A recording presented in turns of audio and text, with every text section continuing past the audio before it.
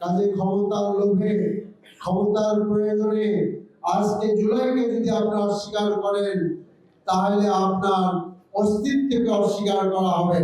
এবং আজকে প্রধানমন্ত্রী তারেক রহমানের বাংলাদেশের আগমন এর একটি মাত্র কারণ হলো জুলাই আন্দোলন।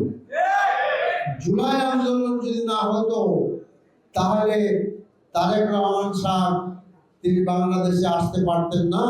সরকার যদি ভালো কাজ করে, তাহলে আমরা তাকে সহযোগিতা করব।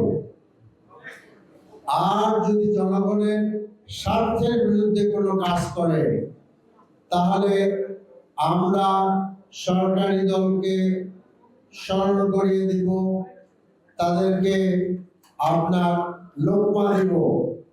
কিন্তু তাতেও যদি তারা না শোনেন, সংসদীয় পদ্ধতিতে আমরা অবশ্যই সেগুলোর বিরোধিতা করব। কিন্তু তারপরও যদি না হয়, প্রয়োজনে আমরা পুনরায় রাস্তায় নামবো ইনশাআল্লাহ।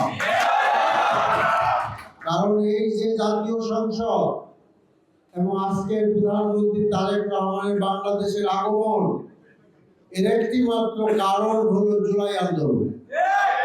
জুলাই আন্দোলন যদি না হতো, তাহলে তারেক রহমান সাহেব তিনি বাংলাদেশে আসতে পারতেন না।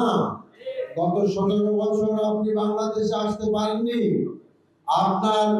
আপনার শ্রেয়ময়ী মাতা বেগম খালেদা জিয়া, তিনি আমাদের অনেক শ্রদ্ধেয় একজন ব্যক্তিত্ব।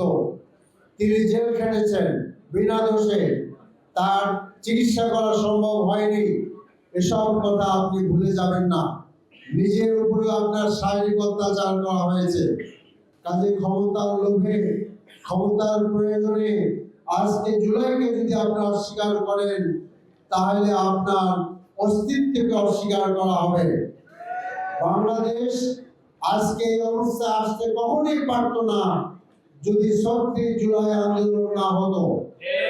মনে রাখতে হবে, আবু সাঈদের সেই আপনার ঝাঁঝরা মুগ্ধ এদের সকলের জীবনের বিনিময়ে আজকের বাংলাদেশ প্রায় 2000-এর মতো আপনার আবু সাঈদ থেকে শুরু করে ছোট শিশু এবং শিশুর মাকে হত্যা করা হয়েছে। আমরা সে কথা ভুলে যাই নাই।